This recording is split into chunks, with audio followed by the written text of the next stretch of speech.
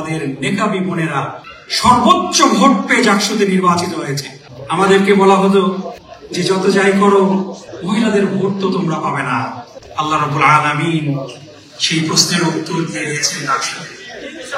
প্রত্যেকটা মহিলা হলে রেকর্ড পরিমাণ ভোট পেয়ে আমাদের ভাইরা, আমাদের বোনেরা নির্বাচিত হয়ে গিয়েছে। আমাদেরকে বলা হতো যে তোমাদের বোনেরা নেকাব পরে তারা কিভাবে মানুষের মধ্যে গিয়ে কাজ করবে, কিন্তু আমাদের নেকাবী বোনেরা সর্বোচ্চ ভোট পেয়ে জাকসুতে নির্বাচিত হয়েছে। আল্লাহ রাব্বুল আলামিন আমাদের আস্তে আস্তে আরো সুযোগ দিচ্ছেন।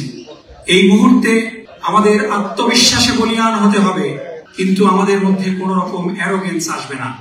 আমাদের মধ্যে হিউমিলিটি আসতে হবে এবং এই বিনয়ের মাধ্যমেই আমরা মানুষের মন জয় করতে পারবো।